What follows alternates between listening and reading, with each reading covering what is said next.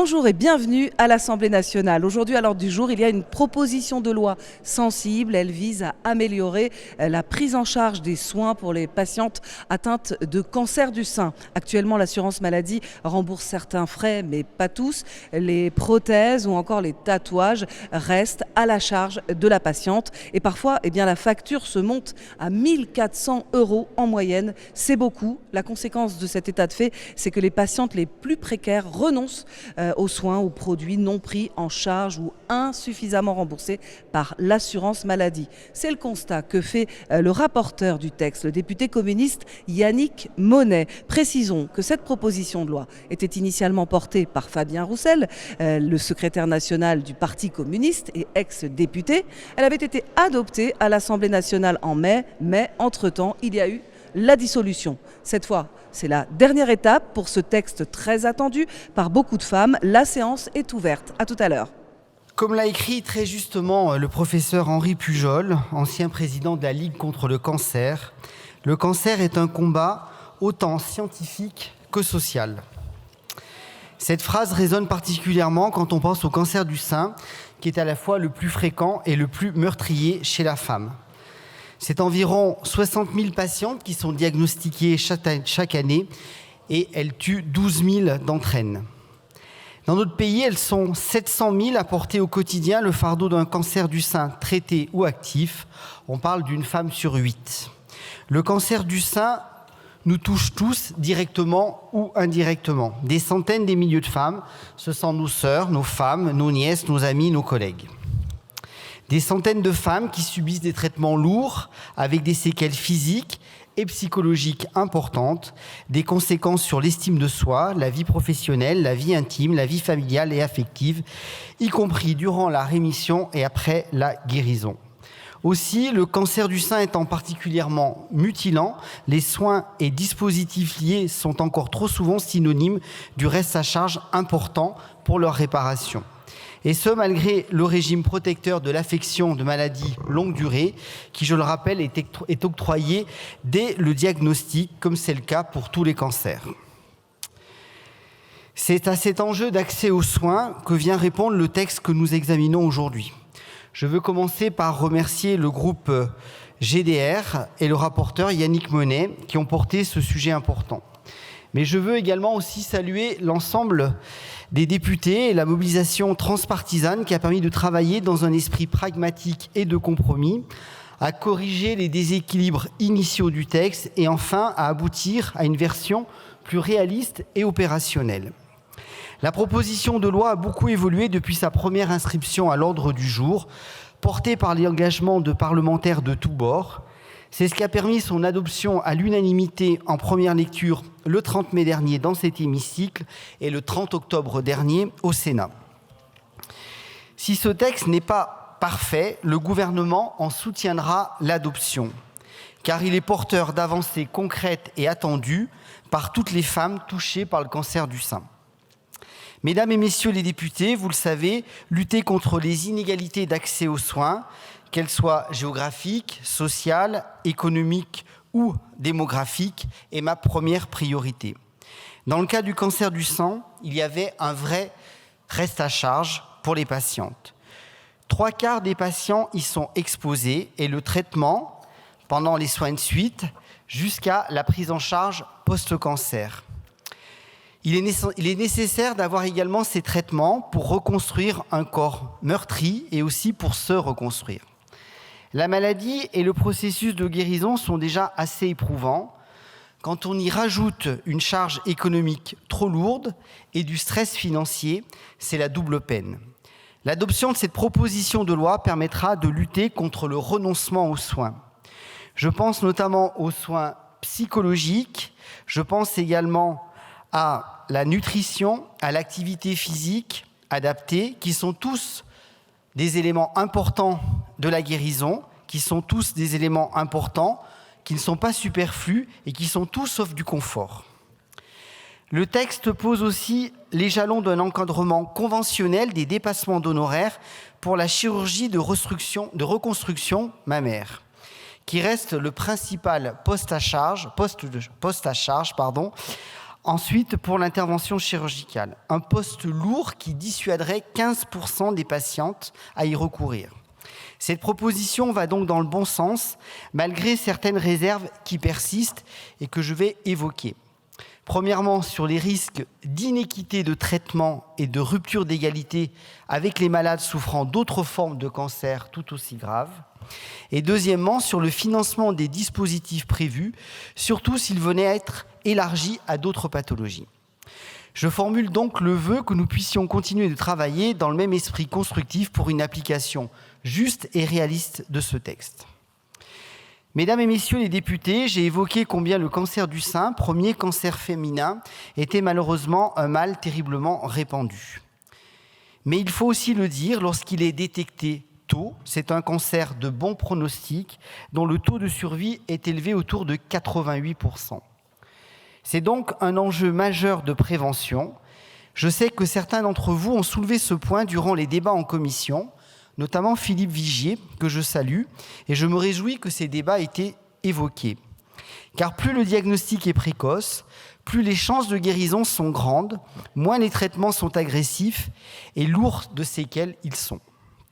Le dépistage, vous l'avez compris, est un outil de lutte incontournable et indispensable contre le cancer du sein, afin de diagnostiquer les femmes touchées le plus rapidement possible. Le dépistage organisé du cancer du sein est l'un de nos plus importants plans de santé publique. Pourtant, la participation à ce programme a diminué ces 10 dernières années. La mobilisation générale et transpartisane qui a permis de faire avancer ce texte doit se retrouver sur un sursaut collectif en faveur de la prévention. Détecter plus vite et plus tôt les cancers, comme toutes les autres maladies, c'est aussi ce qui assurera l'équilibre à long terme de notre système de santé. Je voudrais saluer ici l'engagement de notre présidente de l'Assemblée nationale, et si je le fais ce soir, c'est que j'ai recueilli son accord, Yaël Braun-Pivet, qui a adressé avec beaucoup de courage un message extrêmement fort pour sensibiliser les femmes à ce dépistage qui sauve des vies. Je reprends sa formule qui doit être nos mots d'ordre. N'attendez plus.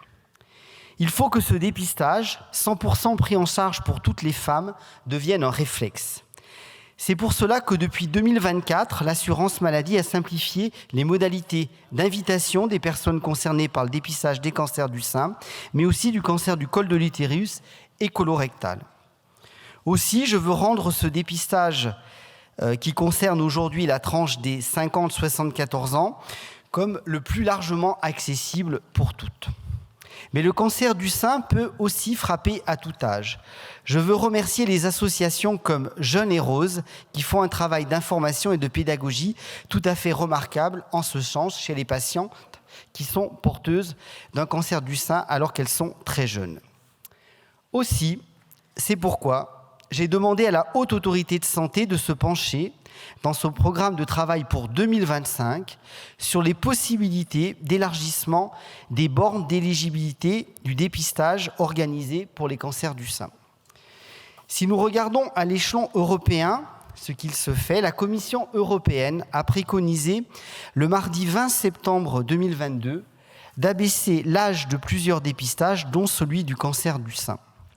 Il est proposé d'élargir le dépistage du cancer du sein aux femmes de 45 à 74 ans. En outre, il est recommandé également le recours à l'IRM pour les femmes dont les seins sont particulièrement denses. Si l'on regarde d'autres pays, les États-Unis, l'Ontario, le Canada, ce dépistage se fait par mammographie dès l'âge de 40 ans, et ce depuis septembre 2024 en Ontario et au Canada. Enfin, plus proche de nous, en Suède, en Autriche et au Luxembourg, le dépistage est organisé également sur la tranche des 45-74 ans, et ce, tous les 2 ans. Mes chers collègues, mesdames et messieurs les députés, mes chers collègues d'avant et de bientôt, vous l'aurez compris, contre le cancer du sein, je veux que nous menions une action volontariste et globale, qui va de la prévention et du dépistage systématique à un meilleur accès aux traitements et soins de suite. C'est un enjeu majeur auquel cette proposition de loi contribue utilement. Plus largement, je souhaite que la large mobilisation qui a porté ce texte autour de Yannick Monnet nous permette d'avancer collectivement dans la construction d'une véritable politique de santé des femmes, dont je sais que le président Valletoux est particulièrement également intéressés, qui sont les spécificités trop longtemps ignorées dans les critères de recherche, dans les études cliniques, comme dans la pratique clinique. Je pense notamment au risque cardiovasculaire, qui, je rappelle, est la première cause de mortalité chez les femmes, mais également à l'endométriose, à l'infertilité ou encore à la ménopause. Vous l'avez compris, le rendez-vous est pris, car je connais l'engagement des parlementaires sur ces sujets, pour lequel il nous reste beaucoup à faire. Vous l'avez compris, le gouvernement soutiendra donc cette proposition de loi et proposera rapidement de pouvoir étendre et intensifier les campagnes de dépistage pour cibler particulièrement les populations à risque et de diminuer la strate d'âge pour pouvoir aller chercher plus tôt ces cancers qui sont guérissables quand on les dépiste au plus tôt. La meilleure façon de traiter nos concitoyens, c'est de pouvoir mieux prévenir et de surtout le traitement le plus efficace, c'est celui que nous n'administrons pas. Donc vive la prévention et vive cette prise en charge à 100%. Merci à tous. Chers collègues, notre groupe, avec ce texte fort, pose la question très précise, légitime et importante de la prise en charge intégrale des soins liés au cancer du sein par l'assurance maladie. À l'origine, cette proposition de loi résulte d'une promesse que notre ancien collègue Fabien Roussel, à l'initiative de ce texte, que je salue, et moi-même avons faite le 8 mars 2023 à des femmes en colère qui nous ont interpellés l'un et l'autre sur la situation terrible qui était la leur, ajoutant à la détresse de la maladie l'angoisse financière et les difficultés pour se soigner. Nous leur avons promis d'agir, de porter ce sujet à l'ordre du jour de nos travaux et qu'on n'entende plus à l'avenir, comme nous l'a confié une malade, que se soigner ou se nourrir, il faut choisir. Une femme sur 8 est touchée par le cancer du sein. Il ne concerne les hommes que dans 1% des cas. Alors que la maladie est diagnostiquée à 60 000 femmes de plus chaque année, on estime à 700 000 le nombre de femmes qui vivent avec un cancer du sein traité ou actif. C'est le cancer le plus fréquent et le plus meurtrier pour les femmes, puisqu'il tue chaque année plus de 12 000 d'entre elles. Parmi elles, beaucoup expriment des craintes de ne pas pouvoir assumer les dépenses non prises en charge, dont le niveau est variable, mais qui s'élèvent autour de 1 400 € en moyenne. L'assurance maladie parle de prise en charge intégrale du traitement, mais en réalité, il reste de nombreuses lacunes qui limitent en pratique l'accès aux soins et à la reconstruction après la maladie. La prise en charge spécifique des affections longue durée, parmi lesquelles figure le cancer, ne lève pas tous les obstacles financiers du parcours de soins. Les principales dépenses à l'origine du reste à charge sont certains produits et équipements non remboursés, mais indispensables, tels que gel, crème ou vernis à ongles, ainsi que les sous-vêtements post-opératoires adaptés. Il s'agit également des dépassements d'honoraires qui constituent le premier poste dans le reste à charge. Les forfaits et franchises, les frais de transport s'ajoutent aux dépenses engagées par les patientes pour les soins de support. Cette dernière appellation recouvre les consultations de diététique, les soins psychologiques, l'activité physique adaptée ou encore les séances de socio-esthétique.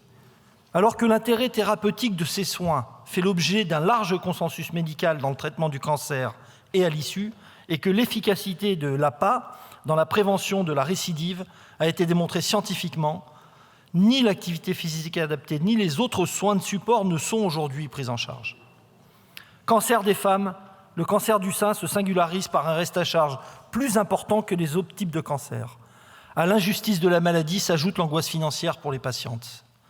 Aussi, 15% des patientes qui renoncent à une reconstruction mammaire le font pour des raisons financières. Cette opération est rarement proposée dans le secteur public et les dépassements d'honoraires pratiqués dans le secteur privé peuvent atteindre des montants extrêmement élevés, allant jusqu'à 10 000 €. De telles situations sont d'autant moins acceptables qu'une ALD est souvent synonyme de baisse des revenus. Peu de personnes atteintes d'un cancer parviennent à maintenir leur niveau de vie. La maladie peut même les faire basculer dans la pauvreté. Selon la Ligue nationale contre le cancer, 1 personne sur 3 perd son emploi dans les 2 ans qui suivent le diagnostic. Il nous revient d'intervenir collectivement pour aider ces femmes. La maladie est en elle-même suffisamment éprouvante. Cette proposition de loi a beaucoup évolué depuis son inscription à l'ordre du jour de nos travaux en mai dernier. Elle a été travaillée dans un état d'esprit constructif et transpartisan, en lien constant avec les associations de patientes qui ont joué un rôle à la fois moteur et central dans nos travaux depuis l'origine.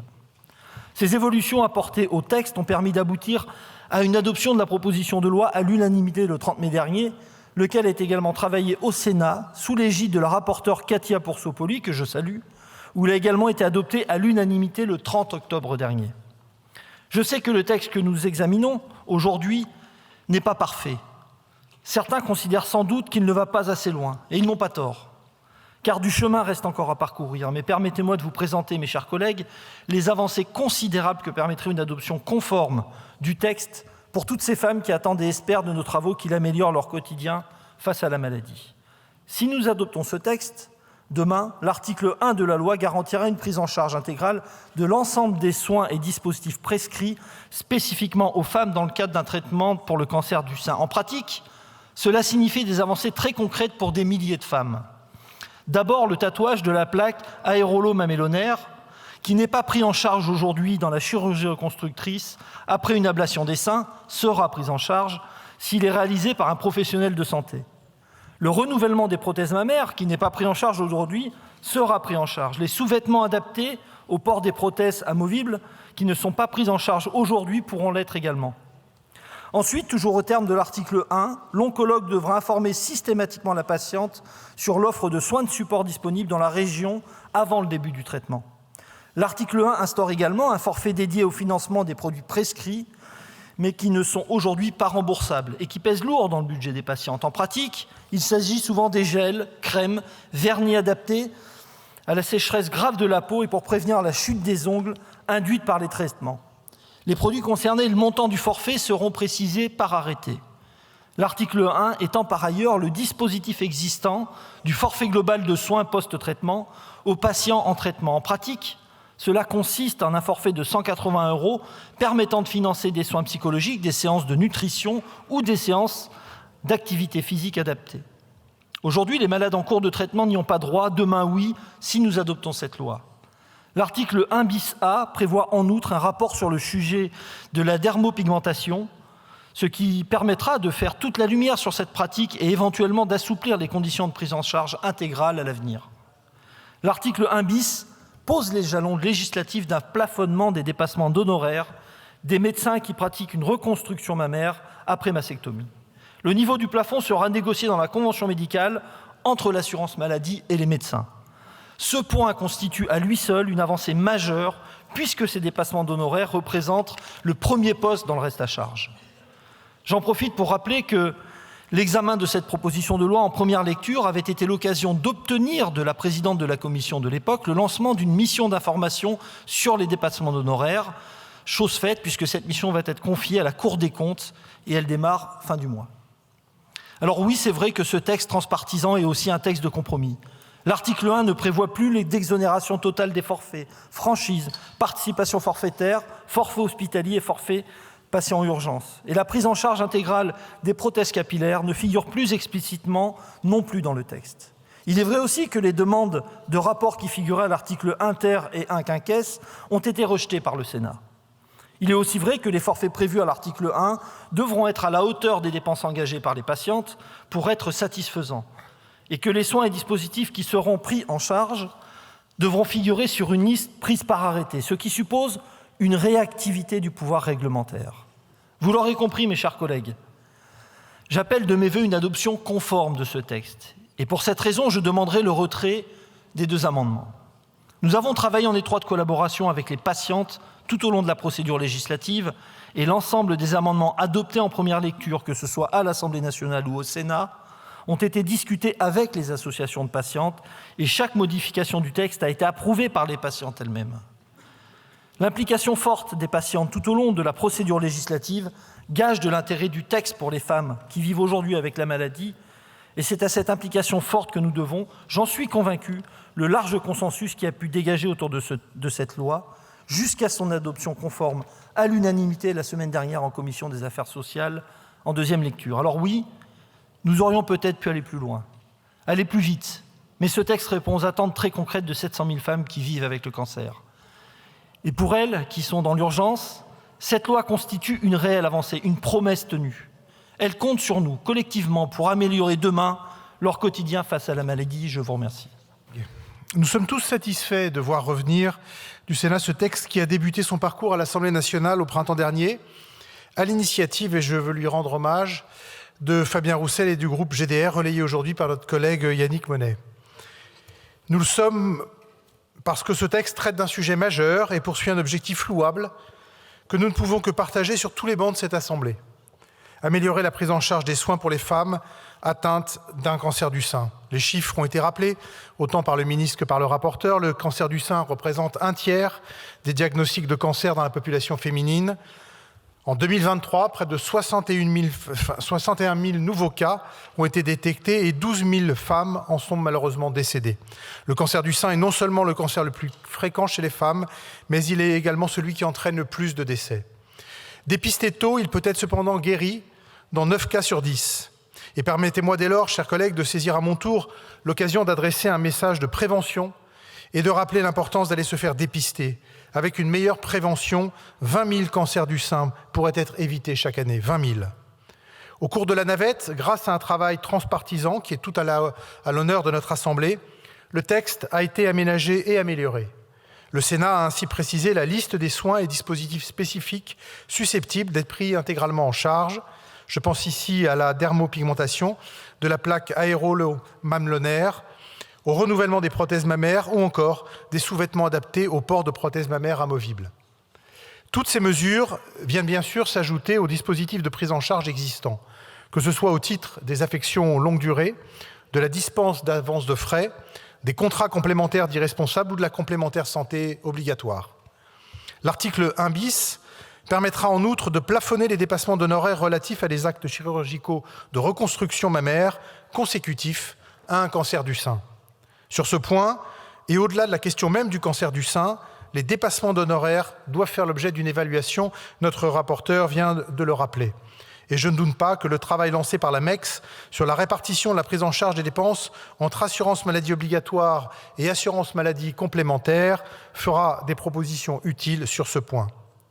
Pour autant, bien que je partage pleinement l'ambition de cette proposition de loi, je formulerai la même vigilance que celle que j'avais déjà eu l'occasion d'exprimer lorsque je représentais le gouvernement à cette même tribune pour la discussion en première lecture de ce texte en mai dernier. Une vigilance sur l'opportunité de mettre en place un régime différencié pour une affection spécifique. Que l'on ne se méprenne pas, bien sûr. Je ne nie pas la pertinence du dispositif que nous sommes sur le point de voter. Je reconnais la souffrance et les difficultés des patientes qui traversent ces épreuves. Je tiens uniquement à rappeler que nous devons demeurer extrêmement vigilants sur le caractère universel de notre système de protection sociale. Il est en effet de notre responsabilité de veiller à apporter à tous les patients atteints de maladies graves des solutions globales et équitables sans privilégier une pathologie par rapport aux autres. En conclusion, je veux profiter de cette occasion et de la présence du ministre pour insister sur le fait, mais il l'a dit aussi lui de son côté, insister sur le fait qu'il faut continuer à faire de la santé des femmes une priorité pour lutter contre les inégalités dans l'accès aux soins qui les touchent. Endométriose, ménopause, infertilité, santé mentale, maladies cardiovasculaires ou encore cancer. Sur tous ces sujets, les femmes sont particulièrement exposées.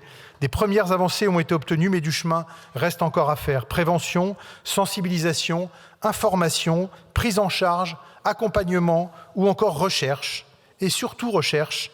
Dans tous ces domaines, je ne doute pas que nous pouvons collectivement trouver des points d'accord pour avancer sur ce sujet sanitaire et social majeur pour l'avenir de notre société. Merci beaucoup. Merci, Monsieur le Président.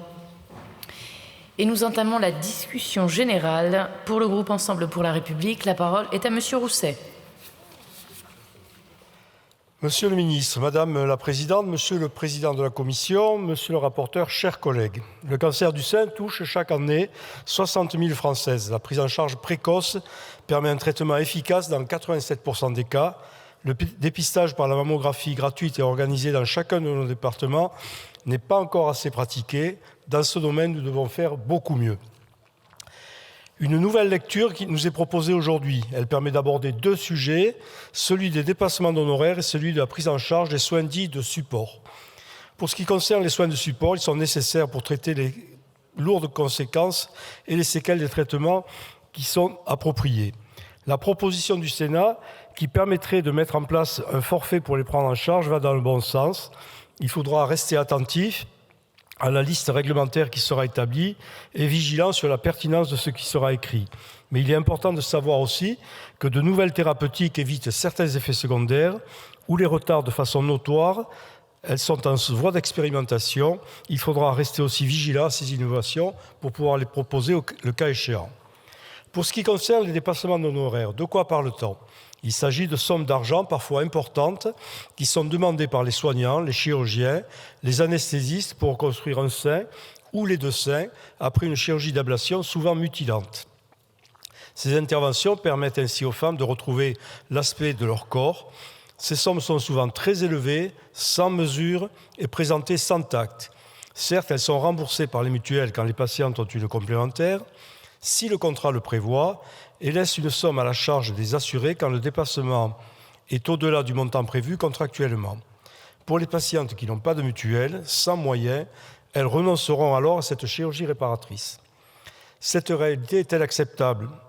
Que ce soit pour les cancers du sein, mais aussi pour d'autres pathologies cancéreuses, comme les cancers digestifs ou les cancers de la face.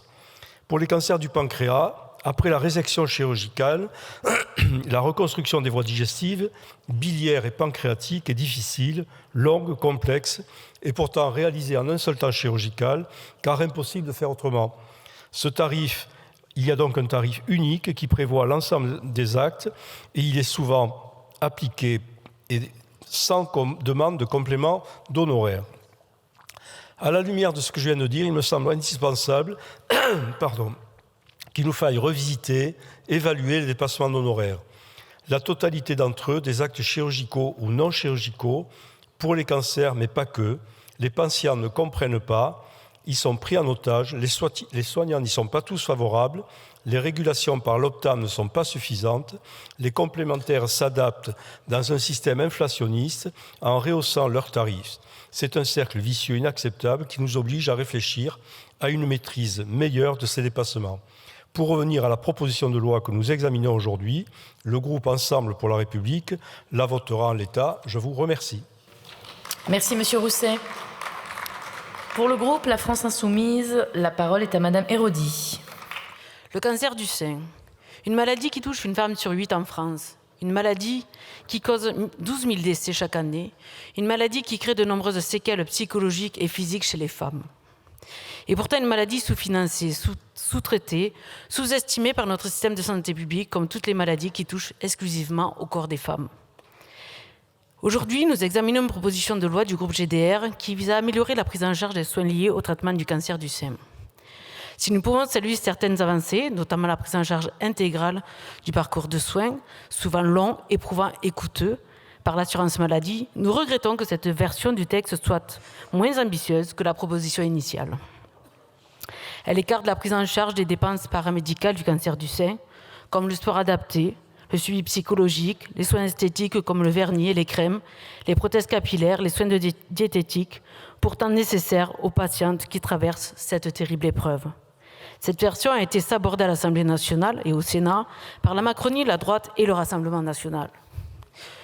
Mais que reste-t-il donc de l'ambition initiale du texte ? Les dépassements d'honoraires, toujours pas pris en compte en charge par la Sécu. Les franchises médicales, maintenues.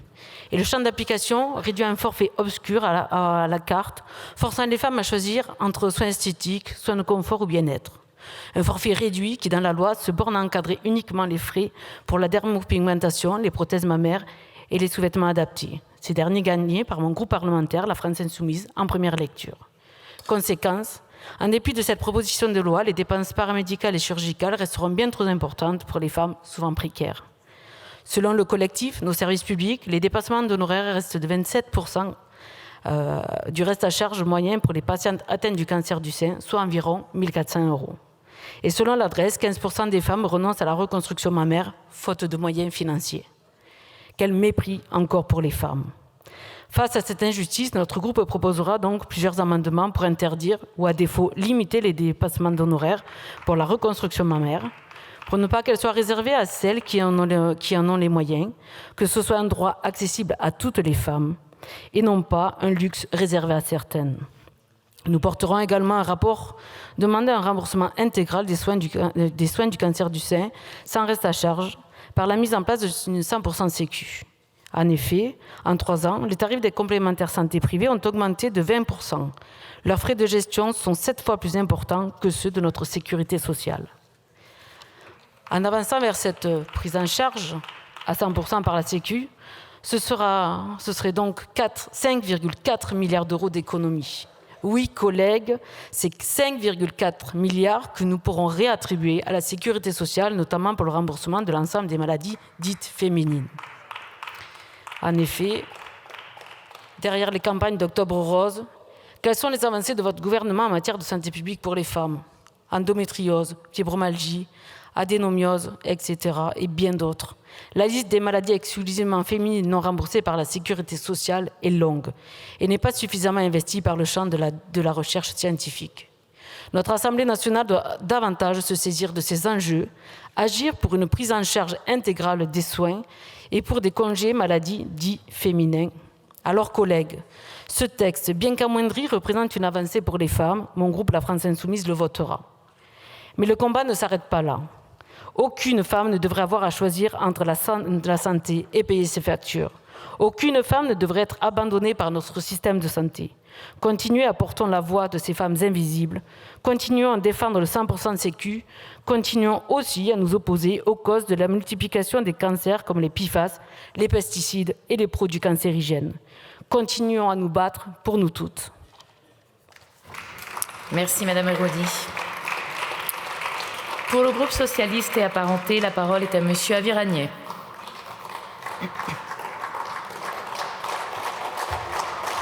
Madame la Présidente. Monsieur le rapporteur, Monsieur le ministre, mes chers collègues, je souhaiterais débuter mon propos en saluant 3 élus. D'abord, notre présidente, Yaël Braun-Pivet, qui, en ayant révélé avoir été atteinte d'un cancer du sein il y a quelques semaines, a fait preuve de courage. Elle a surtout participé à lever un tabou sur un sujet qui ne devrait plus en être un. Ensuite, pour Fabien Roussel, secrétaire national du Parti communiste, qui est à l'initiative de ce texte. Même s'il n'est plus député, je suis sûr qu'il est fier du chemin parcouru par sa proposition de loi. Enfin, pour monsieur le rapporteur, Yannick Monet, les femmes, je le sais, vous seront reconnaissantes dans quelques heures lorsque cette loi sera définitivement adoptée. Tant d'entre elles souffrent chaque année de ce cancer, peu importe leur âge ou leurs conditions de vie. Cependant, chacune d'entre elles devrait pouvoir en guérir sans pour autant mettre en péril sa santé financière. Car c'est bien de cela dont il s'agit aujourd'hui, permettre la prise en charge intégrale par l'assurance maladie des frais liés au cancer du sein. Comme en première lecture, nous, députés socialistes et apparentés, soutenons ce texte. En effet, il répond à un enjeu majeur de santé publique. Alors que 60 000 femmes, nous l'avons dit, apprennent chaque année qu'elles souffrent d'un cancer du sein, 12 000 d'entre elles en meurent. Afin d'éviter cela, nous devons agir et agir vite.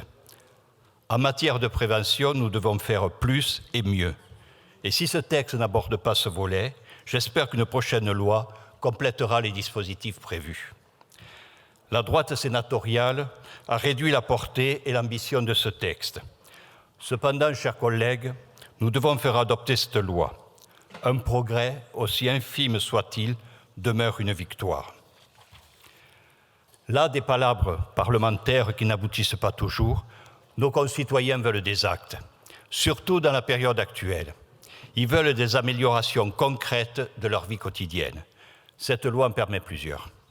En ouvrant de nouveaux droits, de nouvelles protections pour les femmes, car elle diminuera fortement le reste à charge pour les patientes. Nous pouvons collectivement nous en satisfaire et féliciter nos collègues communistes pour leur abnégation et leur sens du compromis. Nous aurions souhaité une prise en charge complète de tous les frais en lien avec ce cancer afin de contribuer à l'égalité dans l'accès aux soins. Cependant, nous ne souhaitons pas empêcher l'adoption conforme de ce texte car il y a urgence à agir. Nous n'avons donc pas déposé d'amendement afin que cette loi puisse entrer rapidement en vigueur. Nous voterons cette proposition de loi et je vous appelle, chers collègues, à en faire de même. Nos concitoyennes nous regardent, nous pouvons agir, nous devons agir, soyons à la hauteur. Je vous remercie. Je vous remercie, Monsieur Aviragnet. Et pour le groupe de la droite républicaine, la parole est à Madame Bonnet.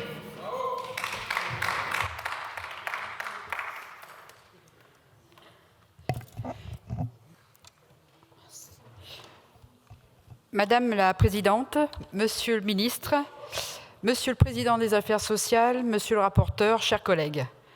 Le cancer du sein touche une femme sur 8 et son taux d'incidence a augmenté en moyenne de 0,9% par an entre 1990 et 2023.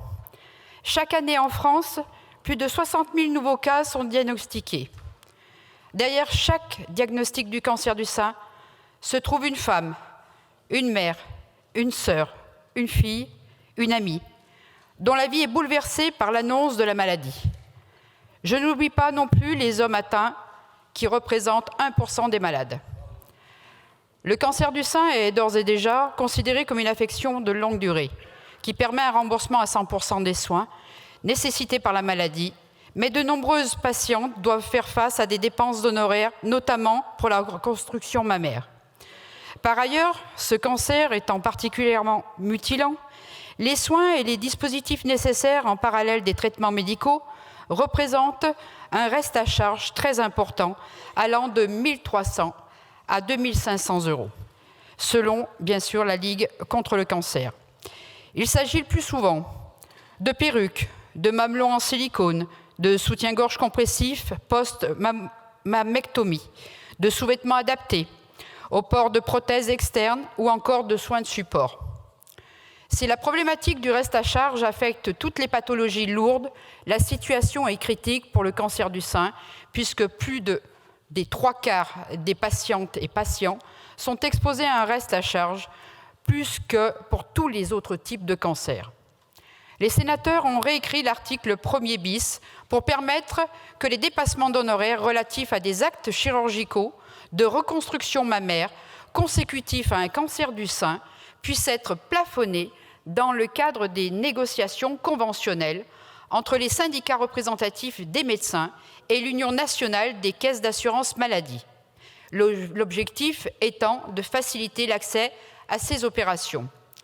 Il est par ailleurs recentré le dispositif de l'article 1 afin qu'il prévoie une prise en charge intégrale des frais jugés spécifiques au cancer du sein, notamment ceux consécutifs à une mammectomie ou une tumorectomie, tatouage médical, renouvellement des prothèses mammaires.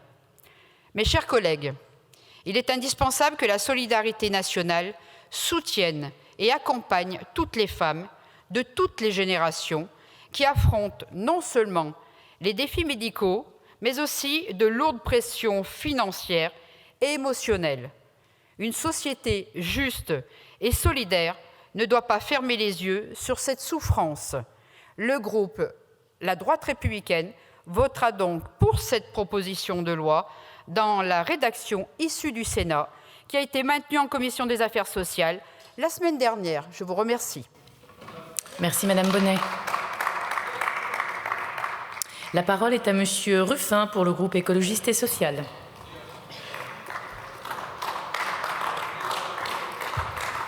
Bonsoir.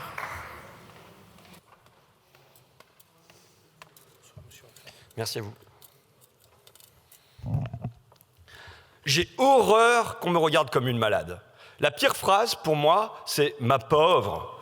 Donc je fais tout pour maintenir une vie normale, mais ça veut dire, malgré ma demi-solde, mettre la main au porte-monnaie. Cindy souffre d'un cancer du sein devenu métastatique. Et chaque mois, ce sont des centaines d'euros, parfois plusieurs milliers qu'elle débourse. Dans les couloirs de l'hôpital, je discute avec des jeunes femmes. C'est leur corps qui est diminué, la vie de couple qui est touchée, souvent le divorce à la clé. Et elles arrivent, leur tête pleine des soucis avec le banquier. Moi, j'ai cette chance, grâce à mon mari, je peux payer. Pour couvrir ma maladie, pour régler les crédits, il a changé d'emploi, il a trouvé un poste mieux rémunéré. La maladie est une épreuve, une terrible épreuve. Une épreuve pour la santé, bien sûr, mais pour le moral également. Elle ne devrait pas se doubler d'une autre épreuve financière. Or, aujourd'hui, c'est le cas. Médicaments, consultations, transports, vêtements adaptés, sous-vêtements, crèmes dermatologiques, prothèses capillaires, le cancer du sein serait, d'après la Ligue, l'un des plus coûteux pour les patientes. Le reste à charge se chiffre à plusieurs milliers d'euros, 1 391 minimum pour une prothèse mammaire, 4 000 avec les dépassements d'honoraires. Cindy, il faut avoir de l'argent quand on est malade. Enfin, je tempère. Si les opérations, les médicaments n'étaient pas remboursés, on serait endetté pour des siècles. La boîte que je prends, là, pour 20 jours, c'est 9 000 euros. Je vais râler. Oui, après, je vais râler. Je vais dénoncer les lacunes, les manques, les insuffisances. Mais d'abord, je veux dire mon salut à la Sécu. Merci à Ambroise Croizat et à ses amis. Merci à nos aïeux qui n'ont pas seulement repoussé l'occupant nazi, qui ont bâti cette formidable utopie, cette utopie concrète, ce rêve devenu réalité, la sécurité sociale. Sans quoi, Cindy, les 60 000 Cindy qui chaque année souffrent d'un cancer du sein, elles ne seraient pas seulement ruinées, elles ne se soigneraient pas, elles ne survivraient pas. Et la sécurité sociale offre au moins une égalité devant ça, mais pas au-delà. Car il y a le reste, la peau qui brûle, les mains asséchées, les pieds abîmés et contre quoi il faut des lotions. Les bras qui gonflent, avec comme secours des manchons. L'acupuncture et le pédicure, la réflexologie et la sophrologie pour apaiser l'esprit. Les sourcils qui ne repoussent pas et qu'on se fait tatouer, le dessin aussi sur les seins implantés, le soutien-gorge et le maillot de bain, ce sont bien souvent des soins prescrits, recommandés par le médecin. Des soins pourtant dits de confort. C'est une bataille budgétaire, financière qu'il nous faut mener aujourd'hui ici, mais aussi une bataille de vocabulaire. Pourquoi ces remboursements sont-ils atténués? Pourquoi ces traitements qui ne sont pas couverts, ou mal, ou si peu? Parce que les mots sont aussi atténués, ils sont euphémisés. On parle de soins de support, soins oncologiques de support, la kiné, le sport, la psychologue, le diététicien. Mais est-ce que ce sont des soins ou non? Ou des soins à moitié? Ils sont recommandés par le médecin, alors ce sont des soins, point. Nausées, vomissements, rougeurs, démangeaisons, diarrhée, constipation, épuisement, perte de goût, d'odorat, maux de tête. Voilà les effets secondaires de la chimio. Contre tous ces maux, les femmes recherchent des remèdes pour leur réconfort, pour se soulager. Comment oser les nommer encore de confort? Et puis, il y a l'implant capillaire, la perruque comme on dit. La chimio va me faire perdre les cheveux durant des années, témoigne Cindy. Alors, je me suis acheté une belle perruque en cheveux naturels, mais qui coûte plusieurs milliers d'euros. C'est le prix d'une Twingo. La Sécu n'en rembourse que 350. À ce prix-là, ce sont des perruques de carnaval. En synthétique, ça commence pour de vrai à 1 500 euros. Cindy prend soin d'elle. Elle se soigne. Parce que, énonce-t-elle, pour être aimé, il faut d'abord s'aimer soi-même.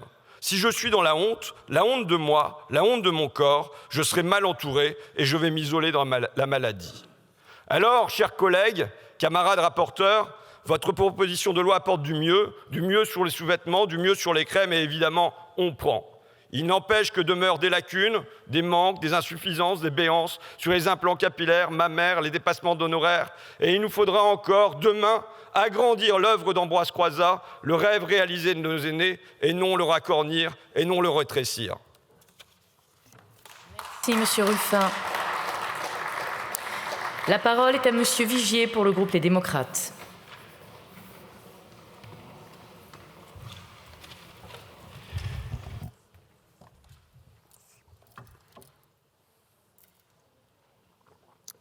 Madame la Présidente, Monsieur le Ministre, Monsieur le Président de la Commission des Affaires sociales, Monsieur le rapporteur, mes chers collègues, le cancer, c'est toujours un drame pour celui qui en est affecté, pour son entourage, pour ses proches, pour la projection de la vie qu'il imagine pour lui-même ou pour elle-même. D'abord, je dis à Yannick Monnet, le rapporteur, que comme je l'avais fait en commission, j'ai une pensée pour notre collègue Fabien Roussel, ça a été très bien rappelé par Frédéric Valletoux tout à l'heure, qui ici n'a pas été à un moment ou à un autre exposé à ce véritable drame. Et en fait, la seule question que nous nous posons, est-ce que nous sommes au rendez-vous? Beaucoup de progrès ont été faits, mais malheureusement, je le dis avec gravité, quand je vois les courbes de dépistage qui sont en train de stagner, voire de diminuer, lorsque, comme vous, au cours du mois d'octobre, j'ai participé à de nombreuses manifestations avec des associations formidables, Octobre Rose, avec des hommes et des femmes généreux qui tendent la main, qui accompagnent dans des circonstances difficiles. Est-ce que nous sommes vraiment à ce rendez-vous? Alors j'ai écouté tout à l'heure avec beaucoup d'attention le rapporteur en disant qu'il y a eu cette navette et chacun connaît la complexité du travail parlementaire, du texte conforme. Alors j'ai envie de vous dire, à la poursuite des mots que j'avais choisis en commission l'autre jour, c'est une étape, et même si ça n'apporte que quelques conforts à quelques personnes, ça sera déjà une étape. Et merci au ministre, à Yannick Neuder, d'avoir souligné le mot sur lequel j'avais voulu insister. Nous ne sommes pas au rendez-vous de la prévention dans ce pays. J'aimerais qu'on soit capable d'être à la hauteur sur cet enjeu. On a su tellement le faire sur toutes les pathologies de l'histoire. Regardez l'histoire de la vaccination, relisez-la. C'était Agnès Buzyn qui était à votre place, Monsieur le ministre, lorsqu'on est passé à 11 vaccins obligatoires. Il y a eu tous ces débats sur la Covid, passionnés, animés. Mais là, nous ne sommes pas au rendez-vous de la prévention. Et je forme un vœu, c'est que ce texte, Monsieur le ministre, soit pour vous aussi un moyen de faire en sorte que cet enjeu de la prévention, qui est l'enjeu essentiel, central, vous le savez parce que vous êtes médecin, eh bien, ce soit celui que nous saisissions de façon transpartisane, toutes et toutes, car ce n'est pas l'affaire des uns ou des autres, ou des uns contre les autres, c'est notre affaire à tous. Et elle appelle à des moments le dépassement et elle appelle à l'écoute. Donc, ce que vous mettez en place est une petite brique.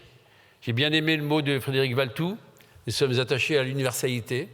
Nous sommes attachés au fait que comment on va répondre demain à un homme victime du cancer de la prostate. Comment on répondra aux autres? Dans quel délai? Parce que c'est cela l'histoire. Quand ça sera applicable? Je sais qu'il y a ce très beau rapport qui va sortir de la Cour des comptes justement sur le reste à charge et c'est notre collègue du groupe Ensemble pour la République qui avait soulevé ces questions. Donc devant nous des enjeux absolument considérables.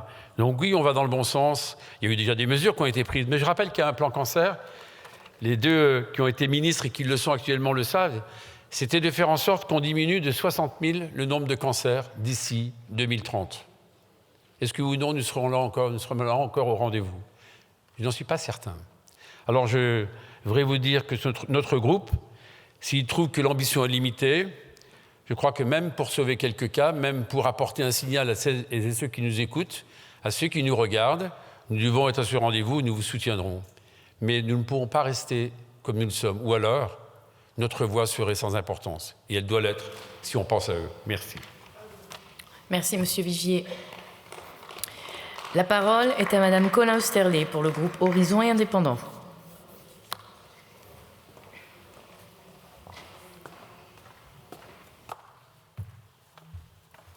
Merci Madame la Présidente, Monsieur le Ministre, Monsieur le rapporteur, chers collègues. Le groupe Horizon et Indépendants comprend et partage pleinement la volonté exprimée par cette proposition de loi de soutenir les personnes atteintes de cancer du sein, maladie qui touche chaque année, ça a été rappelé, plus de 60 000 femmes en France.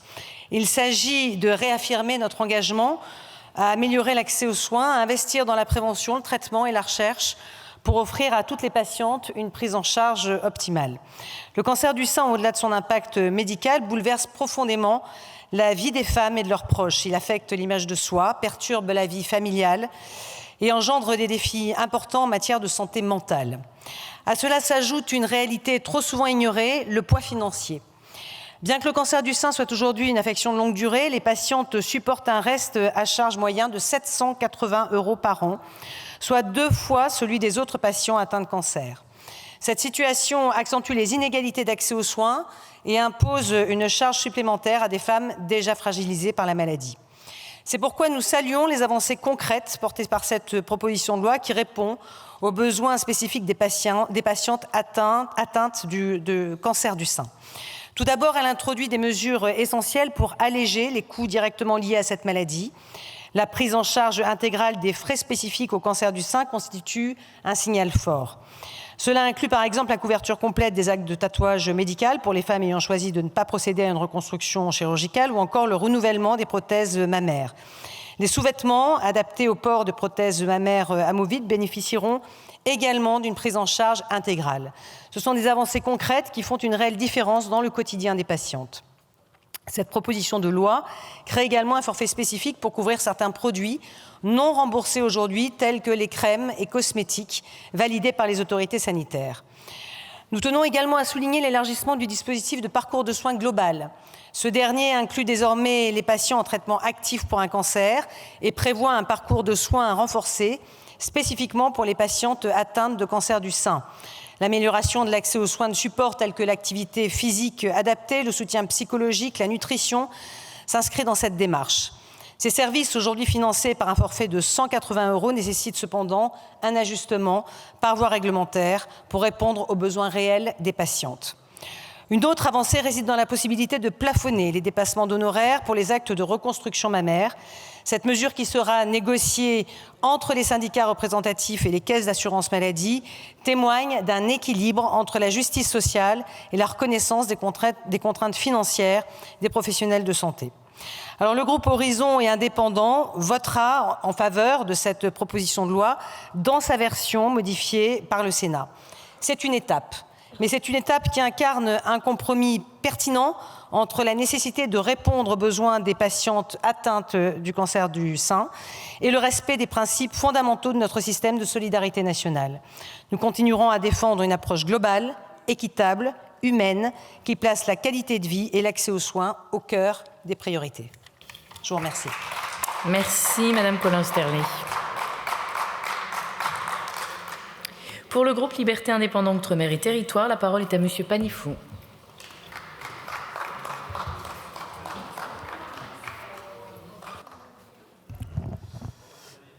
Merci Madame la Présidente, Monsieur le Ministre, Monsieur le Président de la Commission, Monsieur le rapporteur, mes chers collègues. Je me réjouis que nous puissions poursuivre l'examen de cette proposition de loi dont l'objectif est d'améliorer la prise en charge des soins liés au traitement du cancer du sein. Si nous apportons un intérêt particulier au cancer du sein, c'est qu'en France, une femme sur 8 développe cette maladie au cours de sa vie. En 2023, près de 61 000 nouveaux cas ont été détectés. Il s'agit du premier cancer chez les femmes, le premier tout type de cancer confondu, la première cause de décès par cancer. Nous le savons, le cancer du sein, en tant qu'affection longue durée, entraîne inévitablement des traitements coûteux et prolongés, quasiment entièrement couverts par la sécurité sociale. C'est un élément précieux, mais reconnaissons-le, malheureusement insuffisant, tant les coûts sont très élevés, sans parler de tous les frais annexes engendrés par la maladie. Pourtant, ces dépenses ne sont pas un luxe. Elles répondent à un besoin vital. Pour les femmes atteintes du cancer, c'est le moyen de ne plus porter dans leur chair les stigmates de la maladie en restaurant l'image qu'elles ont d'elles-mêmes. Dans les faits, le reste à charge élevé est source de dilemme pour de nombreuses malades. Certaines doivent faire des choix douloureux. Près de 15% des patientes qui renoncent à une reconstruction mammaire le font pour des raisons financières. D'autres renoncent aux prothèses capillaires, dont la prise en charge repose en grande partie sur les complémentaires santé. Il nous revient donc d'éviter autant que possible aux femmes qui ont déjà subi cette maladie éprouvante d'être confrontées au final à des difficultés financières, vécues, au dire de certaines, comme une double peine.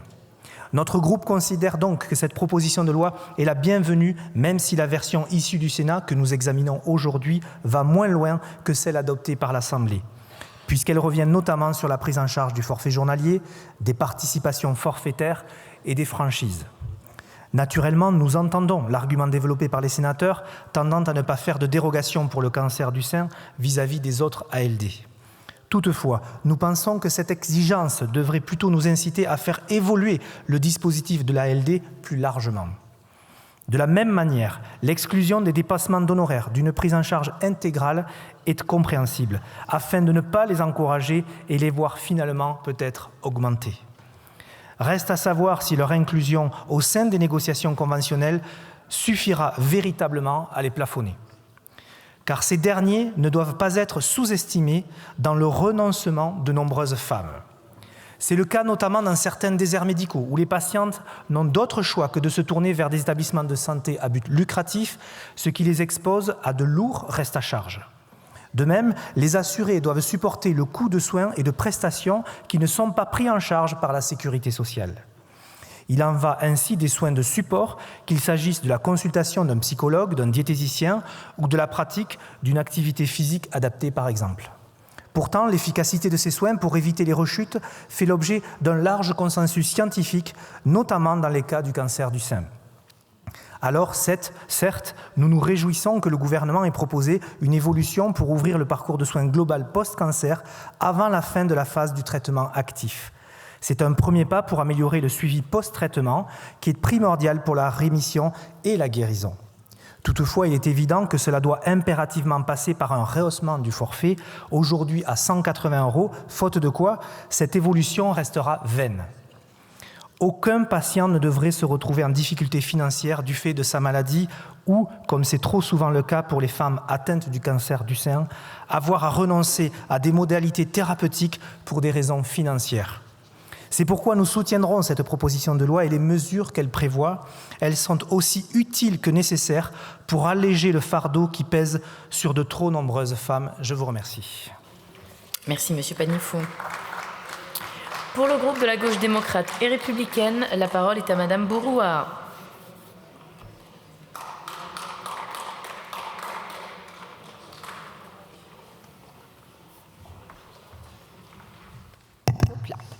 Pardon. Merci Madame la Présidente, Monsieur le Ministre, Monsieur le Président de la Commission, Monsieur le rapporteur, cher Yannick, chers collègues. Permettez-moi tout d'abord d'avoir une pensée pour les milliers de personnes dont la vie bascule chaque année à l'annonce d'un cancer du sein. Cette maladie, qui touche majoritairement des femmes, 99%, mais aussi des hommes, bien qu'en moindre nombre, ne laisse personne indifférent.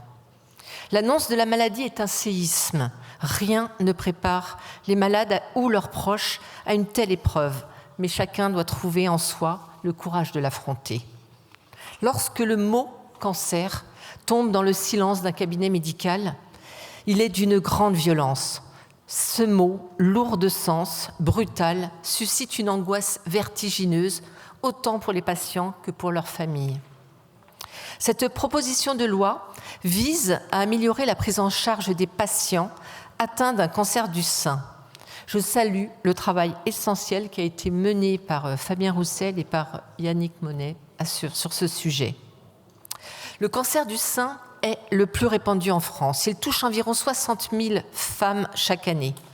Lorsqu'il est dépisté tôt, il offre une réelle chance de guérison. Mais il faut le souligner, ce cancer marque visiblement et durablement le corps des femmes. La chimiothérapie entraîne la chute des cheveux, des cils, des sourcils. Elle fragilise la peau et les ongles. Elle rend la maladie omniprésente et expose les patientes au regard, parfois au jugement de la société. Puis, il y a parfois cette autre épreuve, plus intime et tout aussi dévastatrice, l'ablation d'un sein, parfois des deux. Perdre une partie de son corps est un traumatisme profond, physique et psychologique. C'est tout l'équilibre de l'apparence et de l'image de soi qui vacille. Le regard porté sur soi-même, cette identité corporelle, s'efface pour laisser place à un corps souvent perçu comme mutilé.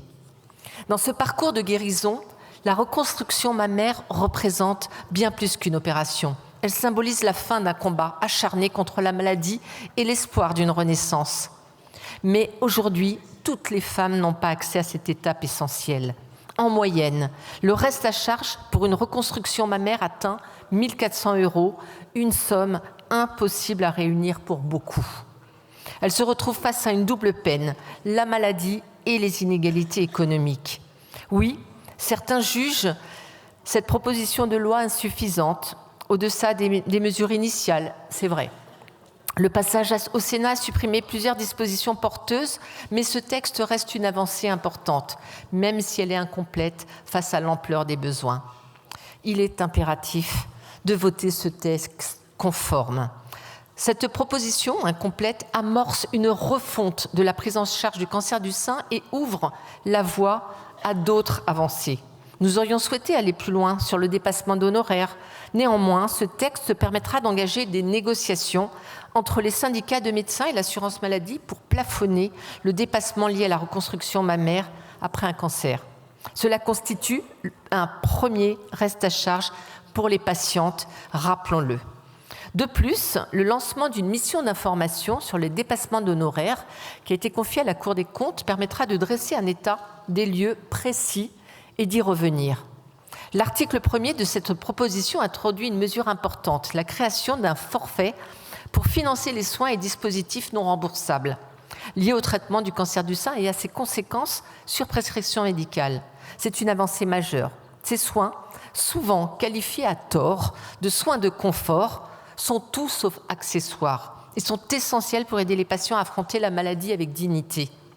Car soyons clairs, il n'y a jamais de confort dans la maladie. Cet article garantit également une prise en charge intégrale du renouvellement des prothèses mammaires et des sous-vêtements adaptés. Ces dispositifs permettent aux femmes de retrouver une part de leur identité et de leur féminité mise à rude épreuve par le cancer. Chers collègues, nous le savons, il reste un long chemin à parcourir. Les besoins sont immenses, les attentes des patientes légitimes et nos réponses encore perfectibles. Mais ne tournons pas le dos à cette opportunité. Ne privons pas les malades de ces avancées, aussi modestes soient-elles. Chaque mesure qui les protège davantage ou leur offre un répit est une victoire. Là réside de notre rôle. Accompagner, soutenir, protéger. Je vous invite donc à voter ce texte conforme et vous remercie. Merci Madame Bourouat. Pour le groupe UDR, la parole est à Madame Dantorny.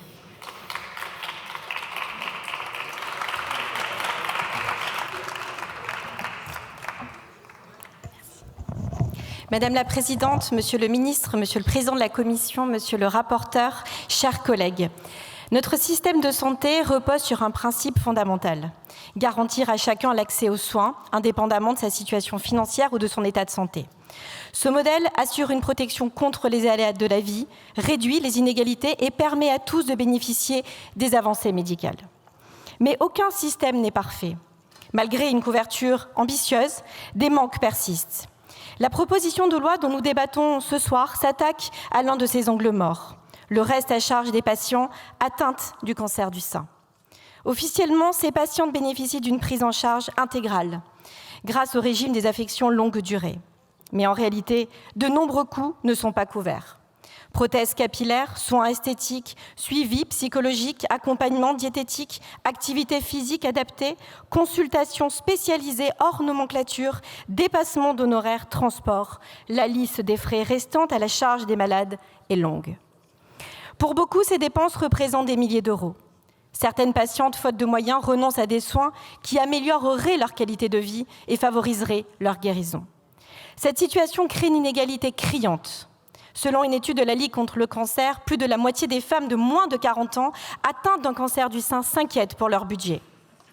Celles issues des milieux modestes subissent donc une double peine, la maladie elle-même et les contraintes financières qui l'accompagnent.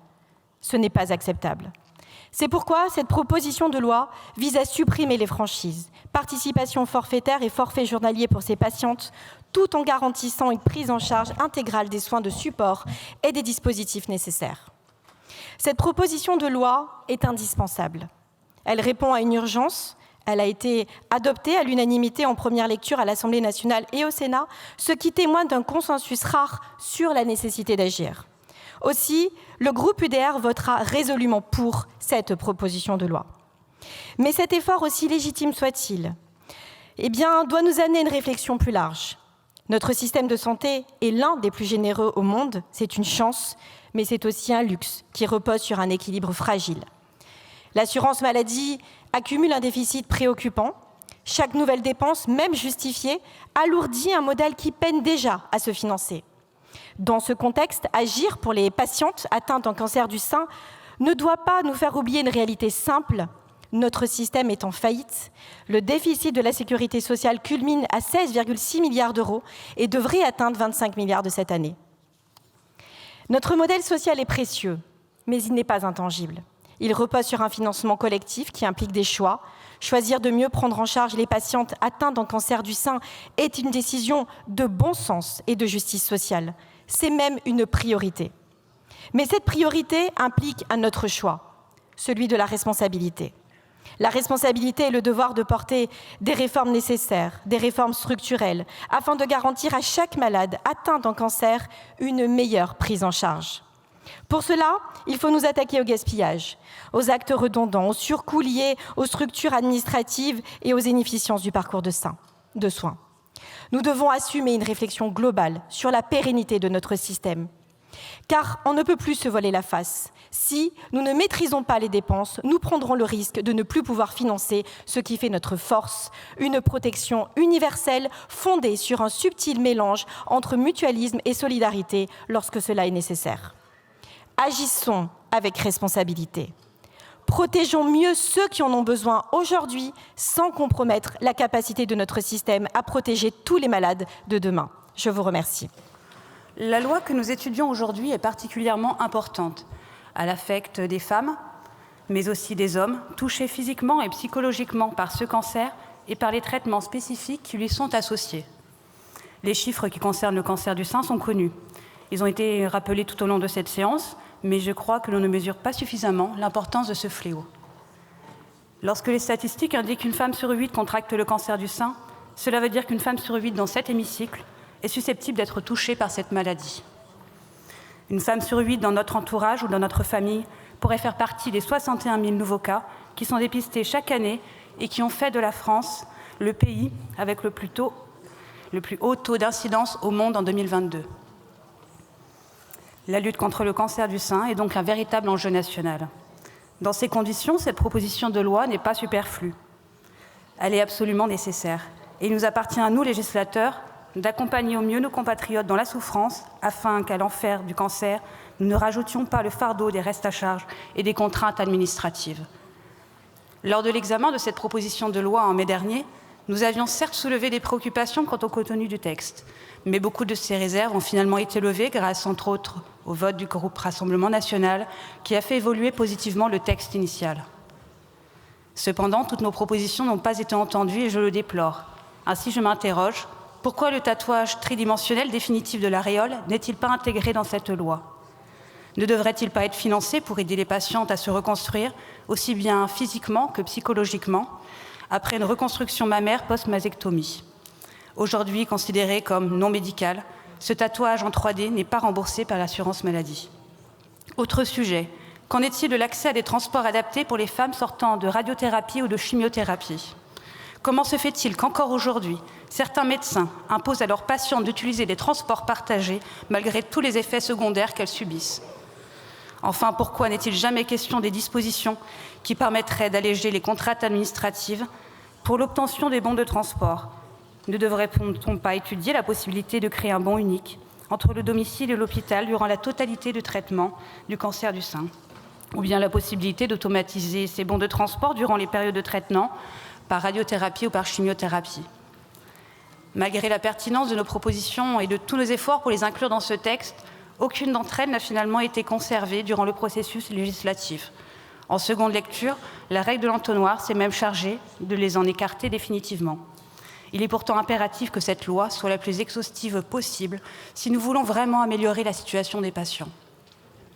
Mais devant l'ampleur du phénomène, nous ne pouvons pas non plus nous contenter d'accompagner hypocritement ceux que nous aurions dû protéger plus tôt. Nous devons surtout combattre le mal à la racine. Je parle ici évidemment de la prévention, qui est totalement absente de ce texte, alors que nous devrions nous en préoccuper en priorité.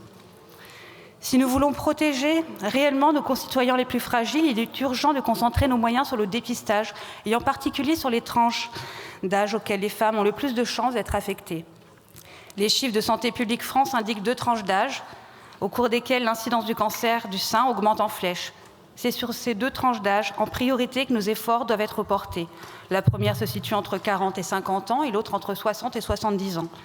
La tranche des 60-70 ans bénéficiant déjà du programme de dépistage organisé, généralisé, pris en charge à 100%, il est nécessaire d'étendre aujourd'hui notre dispositif national aux femmes âgées entre 40 et 49 ans. À cet âge, non seulement le taux d'incidence du cancer augmente drastiquement, mais en plus les traitements sont plus efficaces et les chances de guérison sont plus élevées. Cette ouverture de droit permettrait de déceler de manière plus performante les 20% du cancer du sein qui se développent avant 50 ans. Nous devons permettre aux femmes qui en sont écartées de bénéficier à leur tour de dispositions favorables afin de dépister plus rapidement et plus efficace le cancer.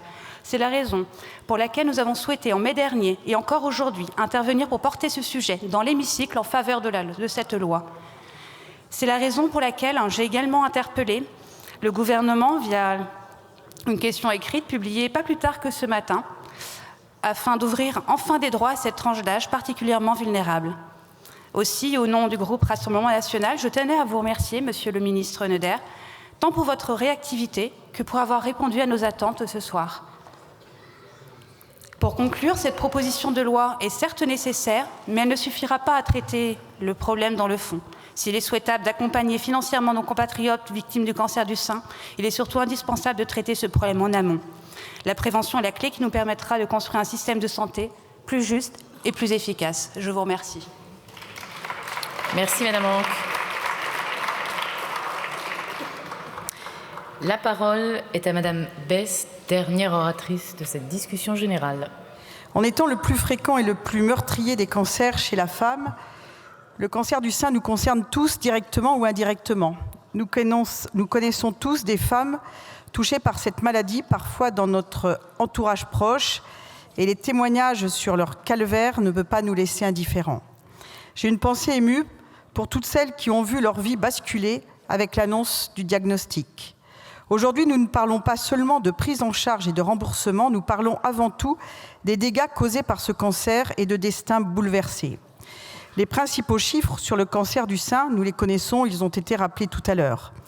La campagne de sensibilisation Octobre Rose nous le rappelle chaque année grâce à l'engagement des associations et des bénévoles. Et puis le dépistage organisé pour les femmes âgées de plus de 50 ans fait partie également des outils de prévention. Malgré des recherches et des avancées médicales significatives, la prise en charge du cancer du sein dans notre pays n'est pas à la hauteur de l'épreuve que traversent les malades et leurs familles. Une meilleure prise en charge de ce cancer, c'est améliorer la qualité de vie des malades, limiter les effets secondaires ainsi que les risques de récidive et réduire les dépenses de santé demain. Le texte qui nous est présenté porte une véritable ambition et c'est un signal d'espoir envoyé aux patientes et à leurs proches. Toutefois, malgré un remboursement des traitements, le reste à charge, notamment sur les soins de support, est souvent un frein pour les patientes qui, pour certaines d'entre elles, reportent des interventions compromettant ainsi leur reconstruction. Sans remettre en cause le principe de l'égalité de traitement entre les patientes, il me semble important de revenir sur les questions de la prise en charge des perruques. Lors d'un cancer du sein, la femme est atteinte dans sa chair et dans sa féminité. La perte de cheveux consécutive au traitement est souvent vécue par les femmes comme un préjudice supplémentaire qui porte atteinte à leur identité. Ne plus se reconnaître dans la glace est vécu comme une atteinte à la dignité. Je voudrais ici d'ailleurs saluer à titre d'exemple une entreprise située dans ma circonscription qui s'appelle les Pas de Chichi et qui confectionne des perruques avec les vrais cheveux de la patiente. Et je peux vous dire que ça change tout. Cette initiative inspirante permet aux femmes de retrouver de la confiance et surtout de se sentir elles-mêmes. Il ne s'agit pas seulement d'esthétisme, il s'agit de rester soi-même, de se reconnaître tout simplement.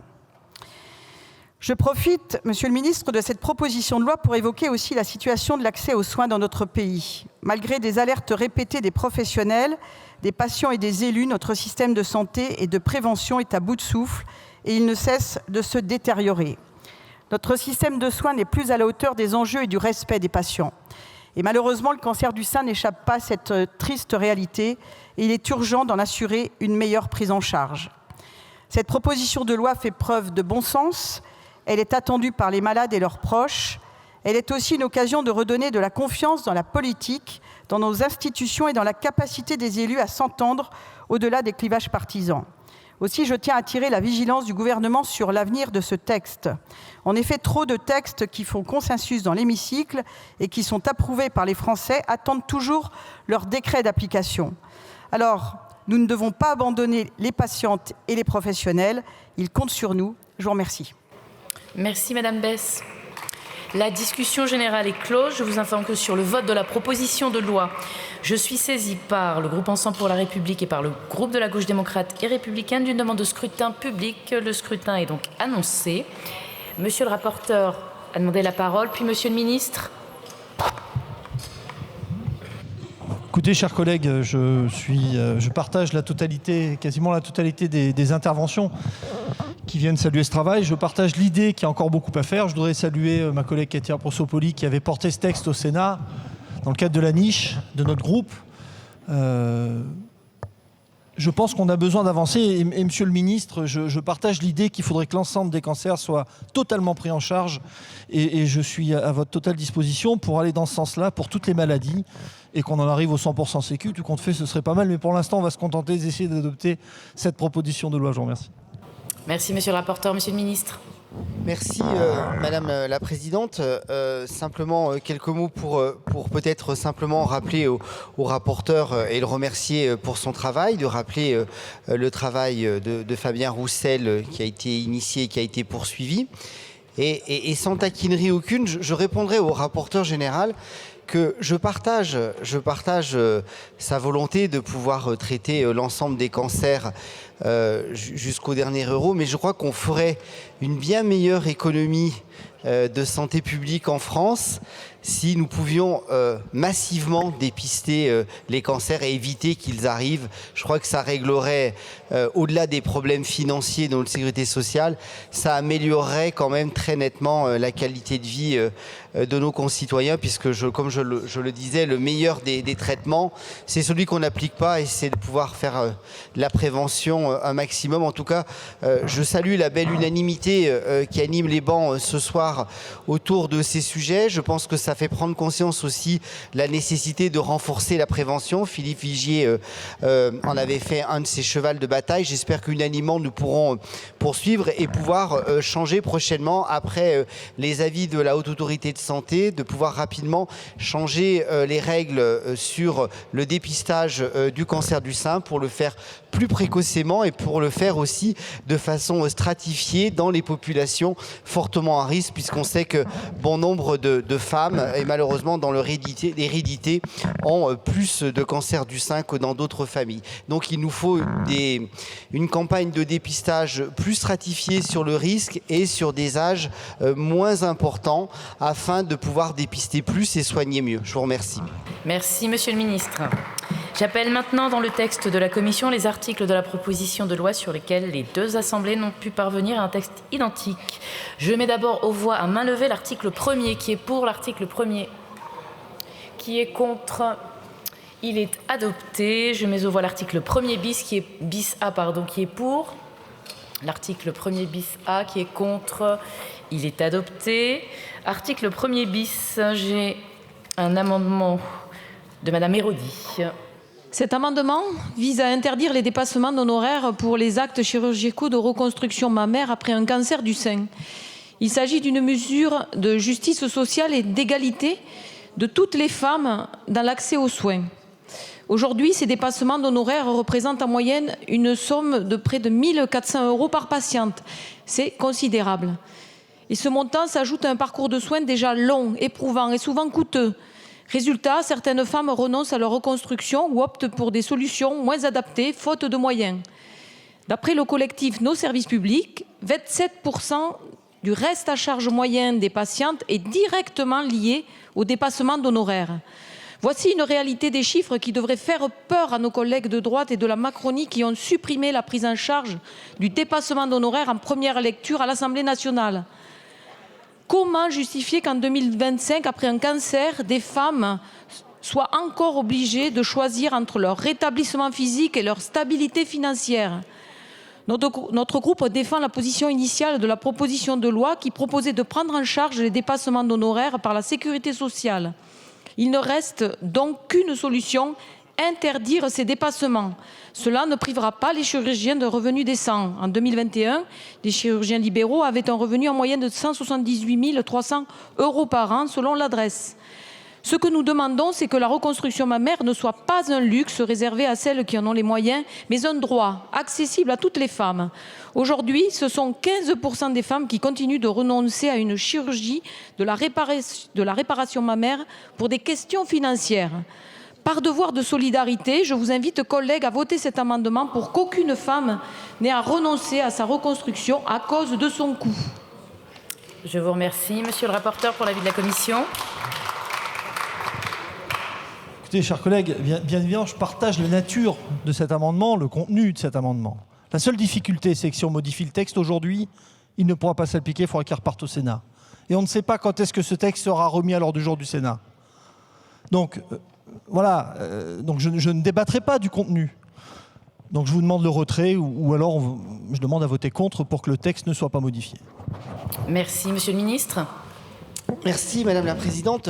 Madame la députée, j'irai dans le sens du rapporteur général, c'est-à-dire que, mais pas tout à fait pour les mêmes raisons. C'est-à-dire que je pense que ce que vous demandez dans votre amendement est relativement satisfait par l'article 1 bis et notamment par la rédaction du Sénat, puisque ça permet aux conventions médicales de plafonner les dépassements d'honoraires sur un maximum de 15%. Donc je crois que c'est relativement satisfait, et par rapport au risque de voir repartir le texte, de le voir modifié, je pense qu'au final, ça nuirait à l'avantage qu'obtiendrait une grande majorité des femmes de ce texte. Donc pour cette raison-là, pour le fait que ça soit en partie satisfait, je vous proposerai le retrait, sinon un avis défavorable. Merci. Madame Ferrer, est-ce qu'il est retiré? Retire le texte, oui. Vous retirez l'amendement? Oui, on maintient le texte. L'amendement est donc retiré. Monsieur Maudet pour le numéro 2, est-ce qu'il est retiré? Il est également retiré. Je vous remercie. Je mets donc aux voix à main levée. À main levée, s'il vous plaît, l'article 1er bis. Qui est pour l'article 1er bis? Qui est contre? L'article est adopté. Alors l'examen de cette proposition de loi a été marqué par un moment très fort en séance publique, le témoignage de la députée Marine Hamlet, diagnostiquée d'un cancer début 2024 et qui a subi une ablation du sein. Écoutez. Chaque jour en France, 164 femmes sont diagnostiquées d'un cancer du sein et savent qu'elles ont désormais une épée de Damoclès au-dessus de leur tête. Qu'elles vont devoir s'engager dans un combat long, éprouvant, aussi bien moralement que physiquement, avec des peurs et des incertitudes. Celle de ne pas savoir si elles vont s'en sortir. Une seule certitude les accompagne, celle de garder à vie des séquelles, si on a la chance de pouvoir la poursuivre. Je suis l'une de ces femmes. Au début de l'année 2024, j'ai été diagnostiquée d'un cancer du sein. Je connais cette peur qui vous prend aux tripes, la peur de devoir abandonner ses enfants et ceux qui nous sont chers. Avec tout de suite une première question qui vous vient à la tête. Pourquoi moi? Je savais qu'un long combat débutait et j'étais déterminée à le mener. De longues et éprouvantes séances de chimiothérapie qui vident de toute énergie, qui impactent la vie de famille, la vie professionnelle, le quotidien. Des nausées, des vomissements à répétition, la prise de poids qui fait suite au traitement, la perte des cheveux, l'ablation d'un sein avec lequel j'avais nourri mes enfants.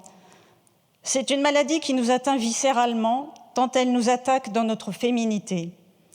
Cette maladie, c'est aussi affronter le regard des autres, souvent bienveillant, parfois maladroit. Cette épreuve, je l'ai vécue comme 700 000 femmes en France. Dans ce moment difficile, j'ai décidé de continuer d'exercer mon activité de parlementaire. Tout d'abord par sentiment de devoir envers les Tarn-et-Garonnais qui m'ont accordé leur confiance, mais aussi par solidarité envers toutes ces femmes qui, malgré la fatigue, continuent de travailler parce qu'elles n'ont pas le choix, parce que la vie est dure même sans maladie. Dans mon malheur, j'étais consciente d'être privilégiée. L'indemnité parlementaire dont je bénéficie m'a permis de pouvoir faire face aux différents restes à charge qui écrasent la majorité des femmes atteintes de ce cancer. Cette proposition de loi transpartisane est donc une avancée grandement attendue par des centaines de milliers de femmes. Elle parvient à un dispositif équilibré qui ouvre la voie à des négociations conventionnelles pour encadrer les dépassements d'honoraires pratiqués à des actes chirurgicaux de reconstruction mammaire. Une étape indispensable pour se reconstruire physiquement et psychologiquement après avoir perdu une partie de ce qui nous fait femmes. Aujourd'hui encore, trop de femmes renoncent à cette reconstruction pour des raisons financières. Cette proposition de loi permettra également la prise en charge intégrale du renouvellement des prothèses mammaires et des sous-vêtements adaptés à ces prothèses. Elle permettra également un forfait de 180 € pour la prise en charge des soins de support, tels qu'un suivi psychologique ou nutritionnel, qui sont indispensables face aux effets indésirables du traitement.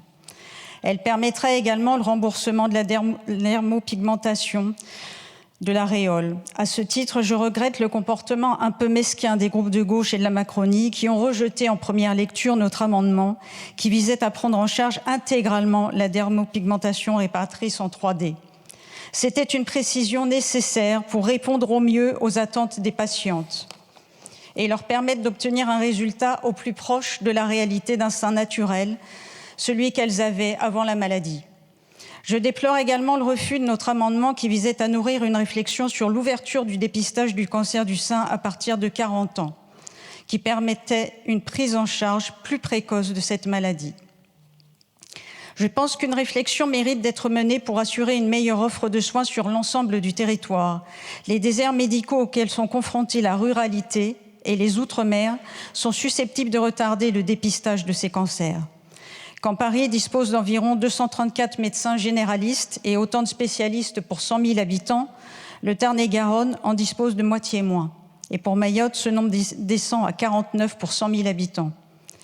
La lutte contre le cancer du sein, c'est aussi une lutte contre l'insécurité médicale qui touche la ruralité et les outre-mer. Ces précisions étant faites, et parce que ce projet de loi améliorera indéniablement le quotidien de centaines de milliers de femmes touchées par cette maladie, le groupe Rassemblement national se prononcera en faveur de cette proposition de loi. Je vous remercie. Je vous remercie, Madame Amlé.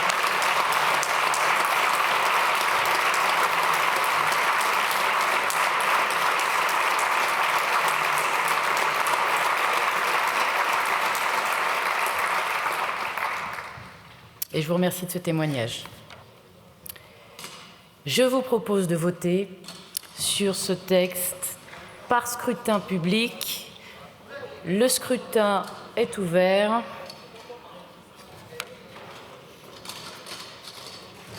Le scrutin est clos. Voici les résultats du scrutin. Votant 141, exprimé 141, majorité 71, pour 141, contre 0. L'Assemblée nationale a adopté à l'unanimité.